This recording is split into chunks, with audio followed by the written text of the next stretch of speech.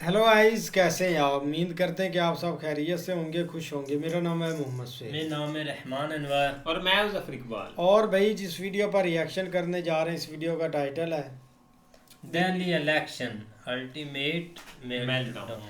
काफ़ी interesting video है। अगर आपको वीडियो पसंद आए तो लाइक और सब्सक्राइब ज़रूर कीजिएगा। इंडिया की नेशनल कैपिटल दिल्ली में अभी हाल में ही इलेक्शंस हुए, जिसमें वो दिल्ली जो आम आदमी पार्टी का गढ़ माना जाता था। आम आदमी पार्टी के लीडर्स इसलिए बहुत कॉन्फिडेंस में थे और उनके हिसाब से तो स्क्रिप्ट लिखी जा चुकी थी। मैं नरेंद्र मोदी जी को कहना चाहता हूं, मोदी जी इस जन्म में तो आप हमको नहीं हरा सकते दिल्ली के अंदर आम आदमी पार्टी को। आपको दूसरा जन्म लेना पड़ेगा। यमुना पे वोट नहीं मिलेंगे। उनके टॉमी भी ऐसा ही मानते थे। लेकिन अब मैं चाहता हूं ग्राउंड लेवल पर चेंज देखना। YouTube चैनल पर 25 मिलियन से ज्यादा लोग हैं, 2.5 करोड़ से ज्यादा लोग। हम अगर साथ में मिलकर एक्शन ले तो हमारे अंदर ताकत है सरकार हिलाने की, सत्ता पलटने की। स्क्रिप्ट में कॉन्फिडेंस इतना था कि कश्मीरी हिंदुओं के एथनिक क्लेंजिंग पर खुल्लम खुल्ला हंसा भी जाता था। पोस्टर भी नहीं लगवाएंगे झूठी फिल्मों के।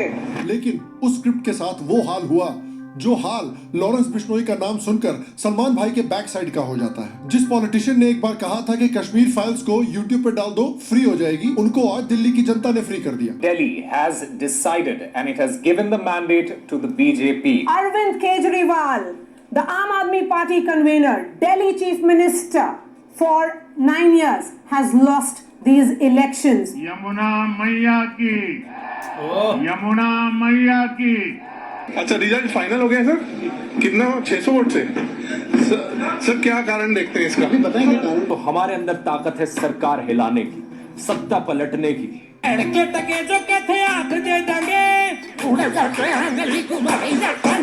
भैया, कश्मीरी हिंदुओं का श्राप इनको बहुत जोर से लगा है। तो देखिए, आप तो जानते ही हैं कि ये वीडियो क्या होने वाला है। आज की वीडियो में इस इलेक्शन से जुड़े सबसे इंटरेस्टिंग ट्रेंड्स और पॉइंट्स को देखेंगे और बीजेपी की जीत और आम आदमी पार्टी की हार के पीछे सबसे बड़े रीजंस को भी एग्जामिन करेंगे। तो आइए शुरू करते हैं। जय यमुना मैया।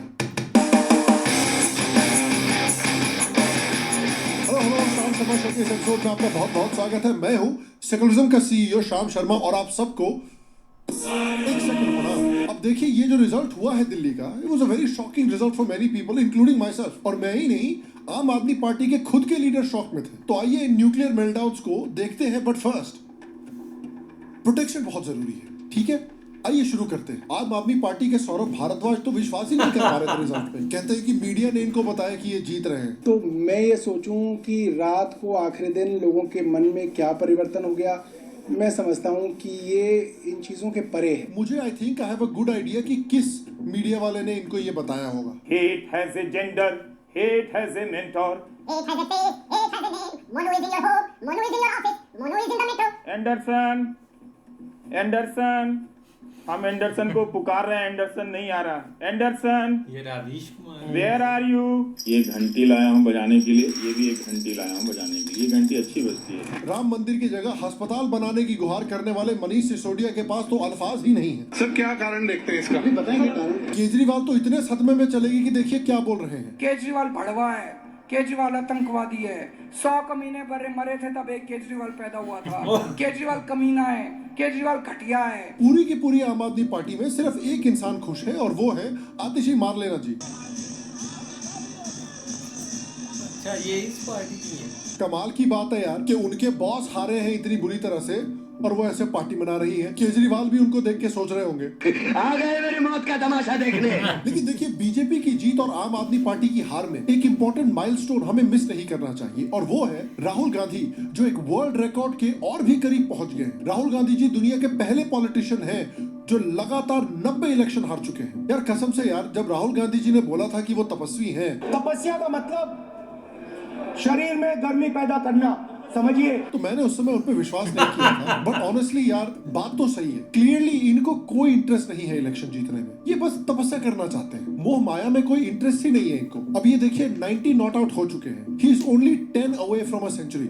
तो आइए हम सब मिलकर राहुल गांधी जी को फुल सपोर्ट देते हैं। तपस्वी तुम आगे बढ़ो, हम तुम्हारे साथ हैं कि आप 100 इलेक्शन हारे प्लीज। तो इसीलिए आप कमेंट सेक्शन में कमेंट जरूर करें प्रे फॉर राहुल सेंचुरी। एक तरफ राहुल जी हैं जो तपस्या में लीन हैं, दूसरी तरफ प्रियंका जी हैं जिनको पता ही नहीं कि इलेक्शन में चल क्या रहा है। क्या फैमिली है यार, इतना इंपॉर्टेंट इलेक्शन है कांग्रेस पार्टी के लिए और वो रिजल्ट को फॉलो भी नहीं कर रही है। और ये है टॉप लीडर कांग्रेस पार्टी की। भाई ये कांग्रेस का नेपोटिज्म तो अलग लेवल का है यार। करण जौहर के दोस्त भी इस लेवल का नेपोटिज्म एंजॉय नहीं करते, इसीलिए तो इनकी पार्टी को न्यूज चैनल्स पर अमृतसर के कुकड़ की तरह रोस्ट किया जा रहा है। अर्नब जी, माहौल बहुत शानदार है और आपको सुनकर बहुत अच्छा भी लग रहा है। जिस तरीके से आपने वो बताया कि वो लॉलीपॉप अब मुझे और नहीं चाहिए। अब देखिए, आम आदमी पार्टी के कई लीडर बेरोजगार बनकर आंदोलनजीवी बनने वाले हैं, लेकिन देखिए ये आपके साथ भी हो सकता है, क्योंकि देखिए एक सक्सेसफुल करियर के लिए चाहिए होती है करंट इंडस्ट्रियल स्किल्स। आपने देखा होगा रिसेंटली कितने मैसिव लेऑफ्स हुए हैं, सिर्फ एक इंडस्ट्री में नहीं, अलग अलग इंडस्ट्रीज में। और इसका रीजन है आर्टिफिशियल इंटेलिजेंस और एआई टूल्स का तेजी से बढ़ना। एआई डेली बेसिस पर अपडेट और इंप्रूव होती जा रही है। ये टेस्ला से लेके स्पेस साइंस हर जगह पर यूज हो रही है, चाहे वो कंप्यूटर विजन हो, मशीन लर्निंग हो या न्यूरल नेटवर्क्स हो। बिना इन स्किल्स को अपग्रेड किए सर्वाइवल बहुत मुश्किल है। मैं नहीं चाहता कि आप भी आम आदमी पार्टी के कुछ लीडर्स की तरह बेरोजगार होकर आंदोलनजीवी बन जाएं और दिल्ली बॉर्डर पर जाकर टिक जाएं। इसलिए एज ए रिस्पॉन्सिबल सीईओ हमने आपके लिए 3 घंटे की एक हैंड्स ऑन ट्रेनिंग ऑर्गेनाइज की है एआई पर, जिसका लिंक आपको डिस्क्रिप्शन में और पिन कमेंट में मिल जाएगा। वैसे तो ये ट्रेनिंग पेड होती है, लेकिन क्योंकि देखिए इतना बड़ा इलेक्शन हुआ है तो इसलिए हमारे पास एक स्पेशल प्लान है।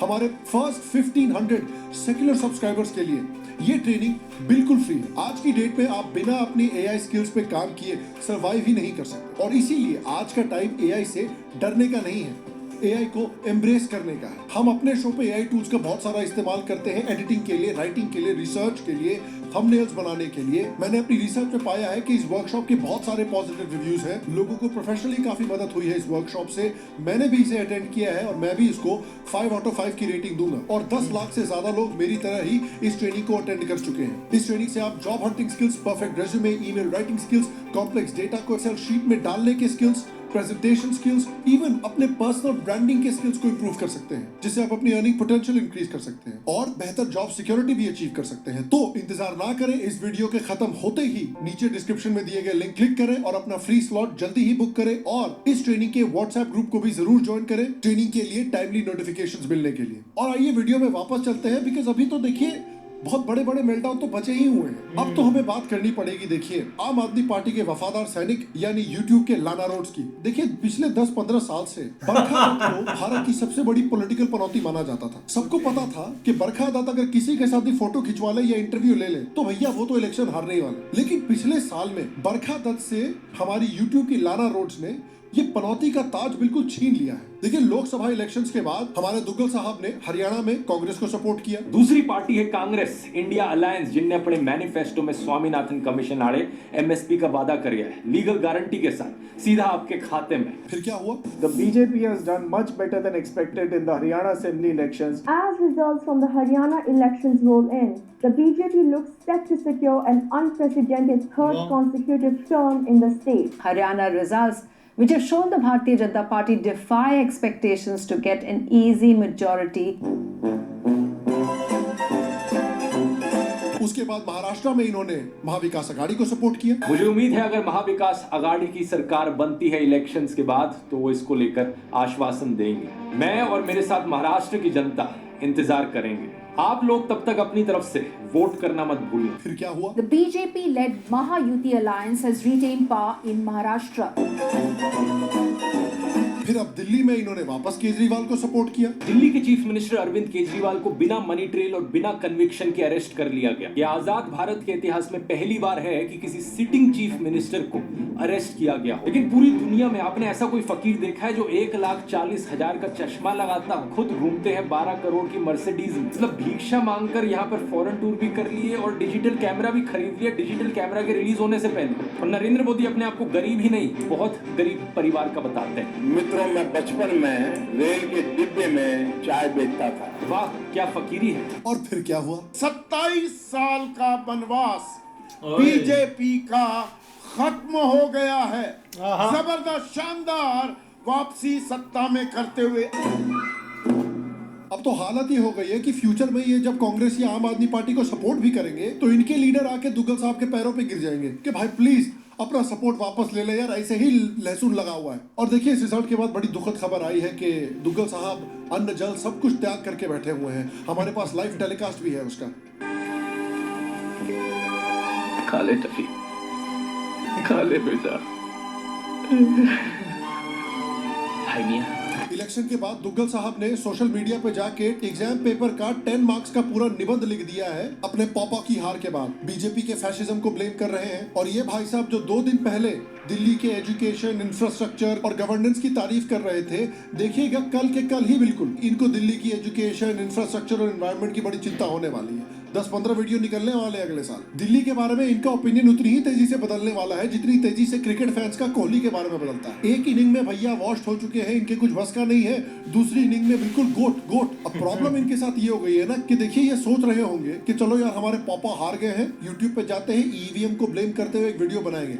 लेकिन प्रॉब्लम ये है कि ये भी मुश्किल हो गया है क्योंकि इनके ही एक इन्फ्लुएंसर दोस्त, वो भी दिल्ली इलेक्शन में खड़े हुए थे, बड़े जोरों शोरों से खड़े हुए थे। एक रैप सॉन्ग भी बनाया था अपने आप को प्रमोट करने के लिए। उन्होंने कहा था कि भाई बहुत सारे लोग उनसे इंस्पायर हुए हैं। एंड दे लाइक कि भैया आप जो कर रहे हो उससे मुझे इतना इंस्पिरेशन है। चलो भैया अच्छी बात है, लोग इंस्पायर हुए, इनको तो वोट भी बहुत सारे मिल। 185 या 2 लाख से ज्यादा तो उनके ट्विटर पे ही फॉलोअर है। 185 वोट मिले। अच्छा तो लोग इंस्पायर हो गए हैं, वोट किसी ने नहीं दिया। अच्छा मैं समझ गया। लेकिन ये भाई साहब ने भी ईवीएम को सपोर्ट किया है। इन्होंने भी कहा है कि ईवीएम हैक नहीं हो सकता। I have seen EVMs. I went into the strong room and they explained every little thing to me. I asked questions to the EVM engineers. I asked questions to the EC officials and they were very nice.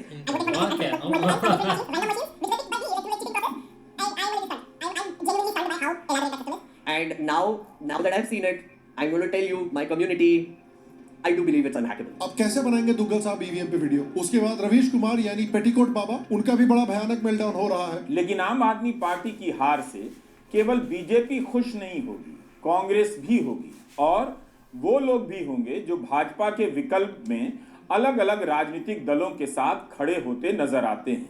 BJP की यह पहली जीत है जिससे उसे हराने की चाह रखने वालों को भी संतोष हुआ होगा। योगेंद्र यादव यानी पॉलिटिक्स के पक चिकपक राजा बाबू, ये भी बहुत दुखी चल रहे हैं बेचारे। It's a setback. It's a setback for Aam Aadmi Party. It's a setback for people like us who are not with Aam Aadmi Party, who have opposed Aam Aadmi Party, but who believed in the possibility of an alternative politics. कुछ लोग तो इतना बौखला गए हैं कि मतलब line से पूरी दुनिया को ब्लेम कर रहे हैं आम आदमी पार्टी की हार के लिए। बीजेपी की गलती है, मोदी की गलती है, डोवल की गलती है, आरएसएस की गलती है, अन्ना हजारे की गलती है, विवेकानंद फाउंडेशन तक की गलती है, किसी को नहीं छोड़ा। अरे यहाँ क्यों रुके मैडम?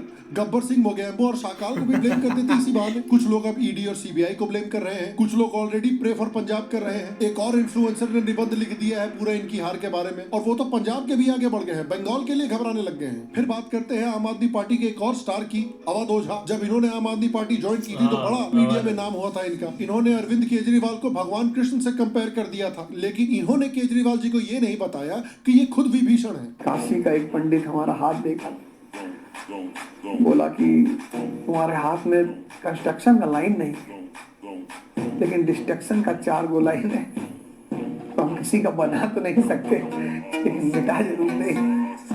अब देखिए हारने के बाद ये काफी स्माइल वगैरह कर रहे थे कैमरा में, क्योंकि देखिए इन्होंने खुद स्टूडेंट्स को यही एडवाइस दी थी। जब तुम फर्स्ट रैंक आए हो और मुस्कुरा रहे हो, उस मुस्कुराहट की कोई कीमत नहीं। तुम हार गए और मुस्कुरा रहे हो, बहुत कीमती मुस्कुराहट है। की एडवाइस ही फॉलो कर रहे हैं। और फिर देखिए अगर हम इस इलेक्शन के बारे में बात कर रहे हैं तो हमें स्वाति मालीवाल के बारे में तो बात करना ही पड़ेगा। स्वाति मालीवाल जो आम आदमी पार्टी की मेंबर थी, जिन्होंने बड़े संगीन इल्जाम लगाए थे अरविंद केजरीवाल पर, जिनका कैरेक्टर आम आदमी पार्टी की लीडरशिप ने बहुत खराब करने की कोशिश की थी। आज वो क्या फील कर रही होंगी वो तो इस मीम से ही एक्सप्लेन किया जा सकता है।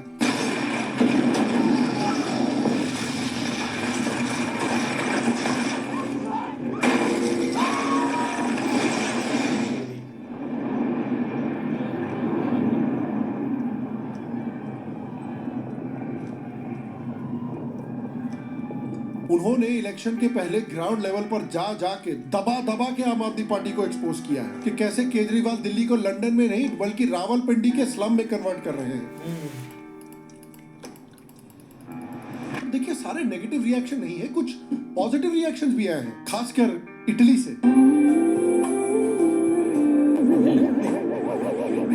और और जैसे बीजेपी ने वॉर रुकवा दी थी पॉपा, वैसे ही इस साल दिल्ली के इलेक्शन में बीजेपी ने इन भाई साहब की मैरिज बचवा ली पॉपा। हमारे को नहीं चाहिए, हमने अपनी घर की लेडीज को मना ही कर रखा है। हमने तो इतना भी बोल रखा है कि अगर केजरीवाल को वोट देगी ना इस बार, तो अगर वोट दे के भी आ गई तो अपने डिवोर्स पेपर भी शाइन करवा लियो मेरे से। बात हमको ये भी देखनी पड़ेगी कि ये जो आम आदमी पार्टी की हार है, ये सिर्फ आम आदमी पार्टी की हार नहीं है, ये अमेरिकन डीप स्टेट और फोर्ड फाउंडेशन जैसे फॉरेन इंटरफेरेंस ऑर्गेनाइजेशंस की भी हार है। कई समय से एलिगेशंस लगा था अरविंद केजरीवाल के ऊपर कि वो यूएस डीप स्टेट और फोर्ड फाउंडेशन जैसे ऑर्गेनाइजेशंस की पैदाइश है। इनफैक्ट फोर्ड फाउंडेशन ने आम आदमी पार्टी के एनजीओस को 2002 से काफी फंडिंग दी है, और जैसे जैसे डीप स्टेट को यूएस में ट्रंप निपटा रहे हैं, होपफुली डीप स्टेट का इन्फ्लुएंस भारत में भी कम हो आप जैसी पार्टीज की हार के साथ। तो देखिए, हमने मेल्टडाउन्स तो काफी एंजॉय किए हैं, लेकिन फिर भी ये रिजल्ट काफी शॉकिंग था। और मैं कोई सेफोलॉजिस्ट तो हूं नहीं योगेंद्र यादव या दुग्गल साहब की तरह, तो मैं एक्चुअली इस इलेक्शन के रिजल्ट से काफी सरप्राइज था।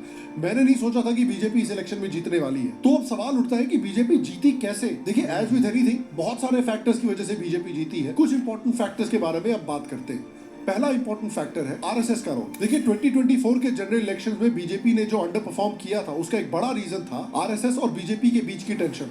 आरएसएस को बीजेपी की जो एरोगेंस थी वो पसंद नहीं आई थी, और इस वजह से उनके काफी कार्डर्स ने कैंपेन ही नहीं किया था जनरल इलेक्शंस में, जिससे बीजेपी को बहुत नुकसान हुआ था। लेकिन लगता है कि बीजेपी ने अब अपनी गलतियों से सीख ली है, अडेप्ट किया है, आरएसएस की तरफ दोबारा दोस्ती का हाथ बढ़ाया है, और आरएसएस के साथ जो उनके इश्यूज थे उनको सुलझाया भी है। और आप देखिए कि 2024 के जनरल इलेक्शंस के बाद किस तरह पास्ट कुछ इलेक्शंस में, जैसे कि महाराष्ट्र और हरियाणा में, आरएसएस ने एक बहुत ही इंपॉर्टेंट रोल प्ले किया है बीजेपी को जिताने में। उसी तरह से दिल्ली में भी आरएसएस ने बीजेपी के लिए बहुत बड़े स्केल पर कैंपेन किया है। आरएसएस ने 50,000 से भी ज्यादा ड्राइंग रूम मीटिंग्स कंडक्ट करवाई है, 13,000 से ज्यादा बूट्स ऑन द ग्राउंड डाले हैं। आरएसएस ने इलेक्शन कमीशन के इलेक्शन डेट्स अनाउंस करने पर ही पहले ही कैंपेन करना शुरू कर दिया था। इन्होंने डोर टू डोर जाके लोगों को एजुकेट किया है। इस कैंपेन ने दिल्ली में 30 से ज्यादा डिस्ट्रिक्ट्स और 173 से ज्यादा नगरों को कवर किया है। अपने एफिलिएट ऑर्गेनाइजेशंस के साथ मिलकर बहुत सारी बस्तीज में जाकर बिल्कुल माइक्रो लेवल पर कैंपेन किया है, जिसमें 1123 छोटे बड़े लोकेशंस इंक्लूडेड हैं। इनके ड्राइंग रूम मीटिंग्स को 4 लाख से ज्यादा लोगों ने अटेंड किया है, जिसमें 55,000 के आसपास विमेन वोटर्स भी आई थी। इन्होंने इस पूरे प्रोसेस के इम्पैक्ट को स्टडी करने के लिए विभाग, नगर और डिस्ट्रिक्ट लेवल पर इसका रेगुलर रिव्यू भी किया है। दूसरी बात है कि भाई बीजेपी ने इस इलेक्शन को एक्चुअली पिछले कुछ महीनों में काफी सीरियसली हैंडल किया है, और जो दिल्ली का मिडिल क्लास वोटर है उस पर बिल्कुल स्ट्रॉन्ग हाइपर फोकस डाला है। आप देखिए कि दिल्ली इलेक्शन के जस्ट पहले फाइनेंस मिनिस्टर ने एक ऐसा फैंटास्टिक बजट डिलीवर किया है जिससे मिडिल क्लास बहुत खुश हुआ था, और ऑब्वियसली एवरेज दिल्ली वोटर भी इससे बहुत खुश था। बीजेपी ने बिल्कुल हाइपर लोकलाइज तरीके से इस इलेक्शन को अटैक किया है।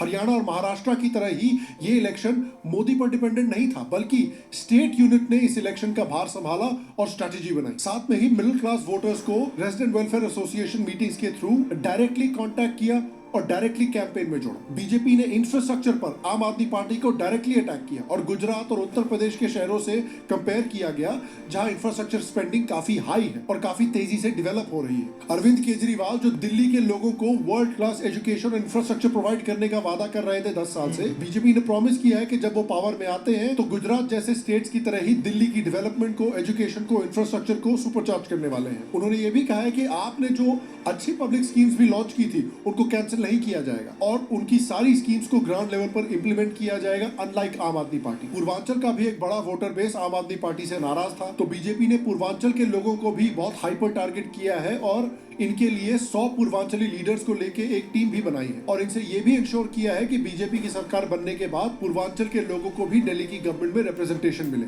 बीजेपी ने दिल्ली में पन्ना प्रमुख स्कीम भी चलाई है, और इस स्कीम के अंदर बीजेपी हर 30 से 60 वोटर के लिए एक रिप्रेजेंटेटिव असाइन करती है, जिनका काम होता है कि माइक्रो लेवल पर इनकी प्रॉब्लम्स को समझे, इनकी प्रॉब्लम्स को सीनियर लीडरशिप को कन्वे करें और इनको वोटिंग करने के लिए इनकरेज करें। इससे वोटर टर्नआउट भी बढ़ा, और एक आम इंसान को यह भी लगा कि बीजेपी उन पर भी स्पेसिफिकली ध्यान दे रही है। और देखिए, बीजेपी ने तो अच्छा परफॉर्म किया ही, लेकिन 10 साल में जो इतनी हिस्टोरिक अपॉर्चुनिटी मिली थी आम आदमी पार्टी को, वो भी आम आदमी पार्टी ने कितनी बुरी तरीके से वेस्ट की है उसको भी देखना पड़ेगा। खुद आम आदमी पार्टी दिल्ली की जनता के एक्सपेक्टेशंस पर खड़ी नहीं हो पाई। केजरीवाल ने कहा था कि आम आदमी पार्टी कोई पावर पॉलिटिक्स करने के लिए नहीं आई है, काम करने के लिए आई है, लेकिन आते ही उन्होंने पावर पॉलिटिक्स शुरू कर दी। अन्ना को हटा दिया, सारे स्ट्रॉन्ग लीडर्स को हटा दिया, और अपने ऊपर सारी पावर कॉन्सेंट्रेट कर ली और अपने आप को चमचों से घेर लिया। इन्होंने कहा था कि भाई ये करप्शन के खिलाफ हैं और ये करप्ट पॉलिटिक्स को खत्म करने के लिए आए हैं, लेकिन पिछले 10 सालों में आम आदमी पार्टी का और खासकर केजरीवाल का ईमानदार नेता का जो ब्रांड था वो पूरी तरह से खत्म हो चुका है। खासकर जो लिकर स्कैम के बड़े बड़े एलिगेशंस आए हैं उसके बाद ये ब्रांड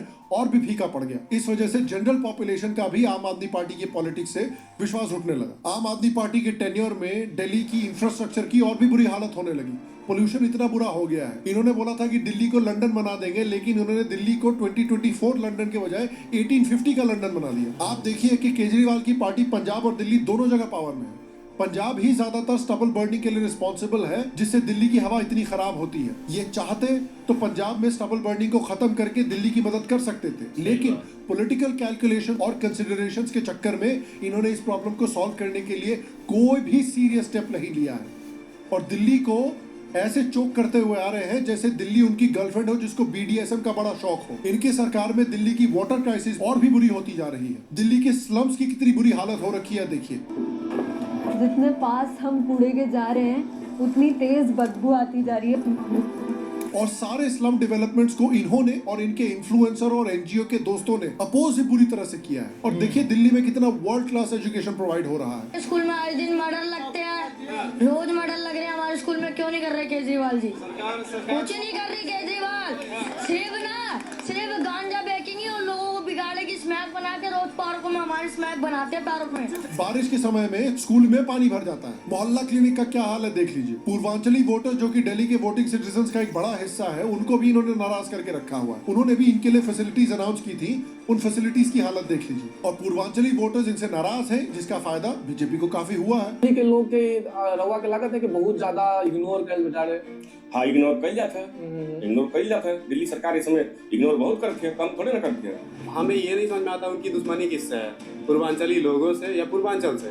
भोजपुरी बोलने वाले जो आदमी है उनसे बहुत घृणा करता है। कि जो हमारे पूर्वांचल लोगों से इतना घृणा करता है ना, कि ना ही करेंगे। ना इंफ्रास्ट्रक्चर इंप्रूव हुआ है, ना एजुकेशन स्टैंडर्ड्स इंप्रूव हुए हैं, ना लॉ एंड ऑर्डर का कोई सुधार हुआ है। पब्लिक तंग आ चुकी है कि हर 2 महीने यहाँ पर प्रोटेस्ट होते हैं, सड़कें हाईवेज हाईजैक हो जाते हैं, प्रॉपर्टी तोड़ दी जाती है और ऊपर से Kejriwal law and order maintain करने के बजाय इन प्रोटेस्टर्स को फुल सपोर्ट देते रहते हैं। जो भी वादे किए थे कि हवा पानी साफ करेंगे, सब झूठे निकले। उसके ऊपर से आप देखें कि इंडिया अलायंस से कोई बेकार पॉलिटिकल अलायंस है दुनिया में। इंडिया अलायंस के कांग्रेस के लीडर्स ने कई कंस्टिट्यूएंसीज में आम आदमी पार्टी के वोट काट दिए हैं, इंक्लूडिंग केजरीवाल कॉन्स्टिट्यूएंसी। इनके इंडिया अलायंस के एलाई जो हैं राहुल गांधी, वो महीनों से केजरीवाल के खिलाफ कैंपेन कर रहे हैं, केजरीवाल को ही रोस्ट कर रहे हैं। और एक बात समझ लीजिए, बाकी पार्टी वाले सब मैं नहीं जानता मोदी जी से डरते नहीं डरते, केजरीवाल जरूर कांप जाते हैं। इंडिया अलायंस के फॉर्मर मेंबर्स जो हैं, ये इंडिया अलायंस के मेंबर्स को रोस्ट कर रहे हैं। चल क्या रहा है भैया यहाँ पे? लेकिन देखिए अल्टीमेटली ये काफी हिस्टोरिक इलेक्शन है, क्योंकि केजरीवाल का हारना और उसकी ब्रांड ऑफ पॉलिटिक्स का हारना एक ऐसी जगह जहां पर ये ब्रांड ऑफ पॉलिटिक्स पैदा हुई थी बहुत सिग्निफिकेंट है। And in my opinion this is a good development, क्योंकि केजरीवाल का इंडियन पॉलिटिक्स से जाना भारत के लिए एक नेट पॉजिटिव है। केजरीवाल ने भले ही दुनिया को बोला होगा कि ये सेवा भाव से पॉलिटिक्स में आए हैं, लेकिन ये कोई सेवा भाव से चलने वाला आदमी नहीं है। ये सिर्फ अपने ईगो से चलता है। जिस पार्टी को करप्शन खत्म करने के लिए बनाया गया था, उसका असली चेहरा तब समझ आया जब केजरीवाल ने अपनी एब्सोल्यूट पावर मेंटेन करने के लिए हर एक स्ट्रॉन्ग लीडर को हटा दिया।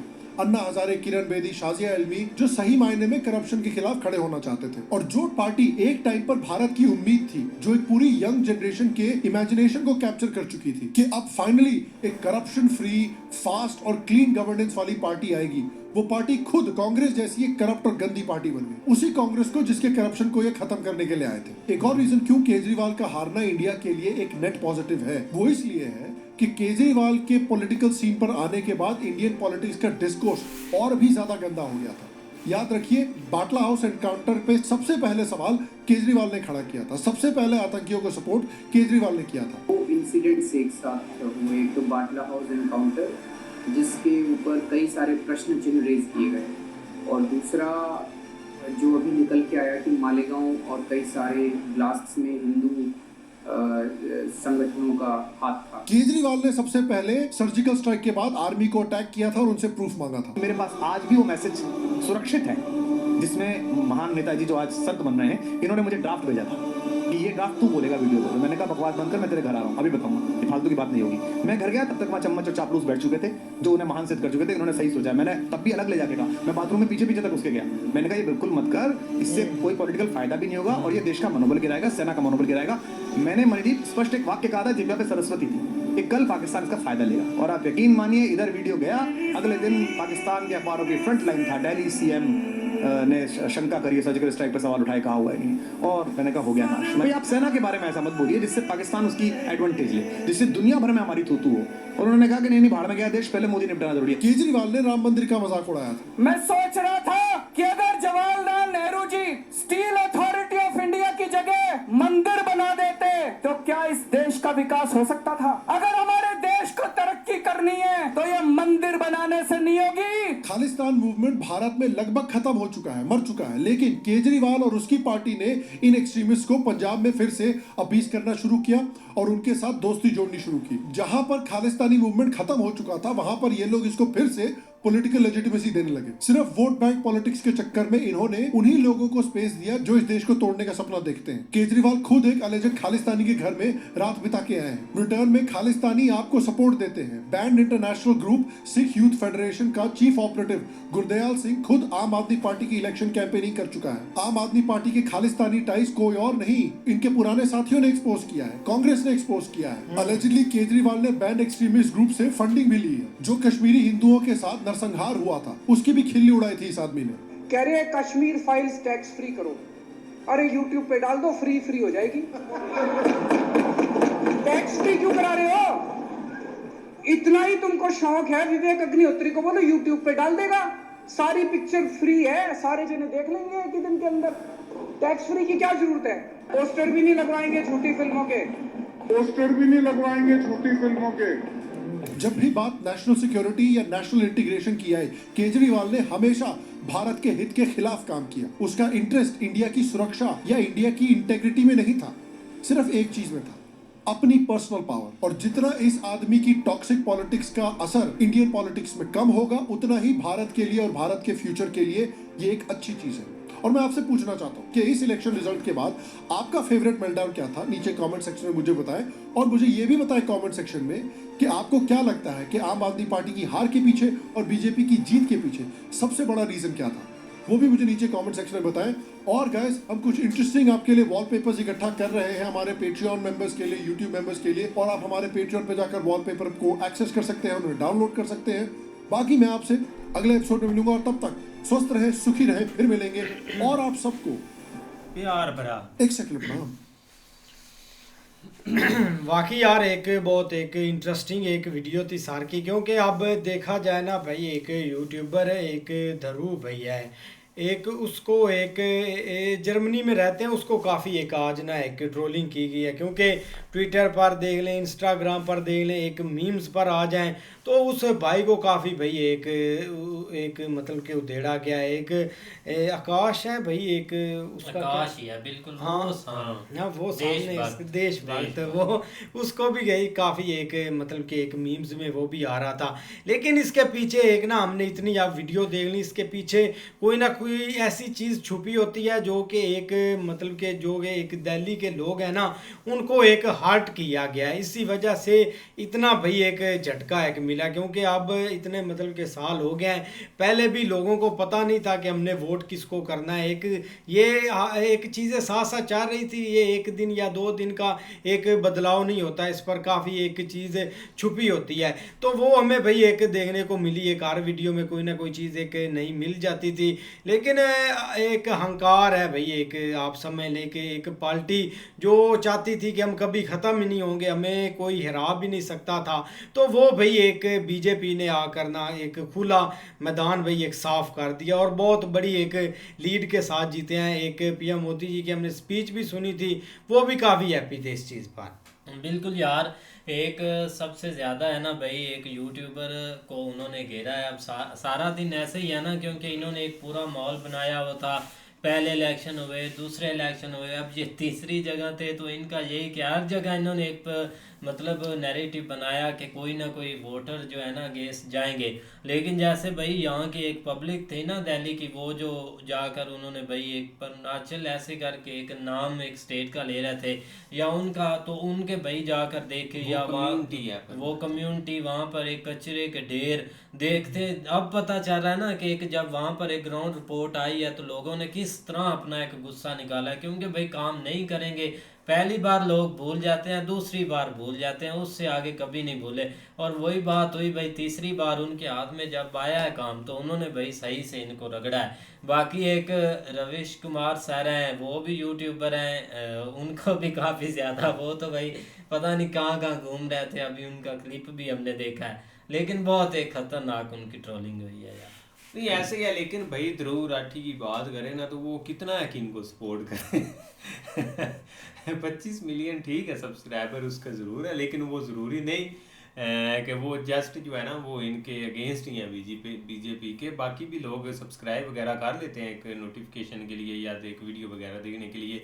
इसमें तो मुझे लगता है कि काफ़ी ज़्यादा पाकिस्तानी भी होंगे तो उनको भी वो काउंट कर रहा है अपने लोग। लेकिन बहरहाल जो भी है ना भाई, एक जो मेन इलेक्शन था ना जिसमें लग रहा था कि एक यूट्यूबर्स ने बहुत ज़्यादा अहम किरदार अदा किया है कि जनता को मतलब जगाने के लिए या एक कोई भी एक कंपैरिजन दिखाने के लिए। लेकिन जो स्टेट इलेक्शन होता है ना वहाँ पे ये चीज़ें जो है ना वो चलती नहीं है। उसकी वजह ये होती है कि उसने भाई पहले देख लो कि जोर लगाता रहा है हर तरह से केजरीवाल का कि मतलब उसने एक अच्छा परफॉर्म किया स्कूल या जो भी उसकी अच्छी परफॉर्मेंस थी वो सारी वो दिखाता रहा। लेकिन सर की बात बिल्कुल ठीक है कि थोड़े दिन बाद ही आपको नज़र आ जाएगा कि वो एक उसके अगेंस्ट दिखा रहा होगा कि मतलब कि ये देखो दिल्ली तबाह हो गया, ये हो गया, वो हो गया। होता है ना, आप अपोजिशन में है, मिसाल के तौर पर आप ये पार्टी आप पार्टी अपोजिशन में बैठेगी तो क्या करेगी अपोजिशन में? इतनी जल्दी तो आप अपोजिशन को खुल के नहीं ना कर सकते। अपोजिशन का मतलब क्या है कि जो भी कमियां कुताहियां वो दिखानी, तो उसका मतलब ये होगा कि जो आपके 10 साल गुजरे हैं वो आपने उनको दिखाने हैं जो आपने कमियां कुताहियां कल को बैठ कर ही बोल देंगे ये सही करो ऐसे ही है इसी वीक में इसी वीक। तो ये चीज़ें जो है ना वो मतलब थोड़ा बहुत एक हार्ड है उनके लिए। बाकी सर ने भाई एक टॉप की वीडियो बनाई जो एक ऐनक ले के साथ आए थे ना, वो एक सही थी, अच्छा कर दिया ट्रोल। बाकी यार एक बहुत कमाल की वीडियो थी, उम्मीद करते हैं कि आपको पसंद आएगी। अगर पसंद आए तो लाइक और सब्सक्राइब ज़रूर कीजिएगा।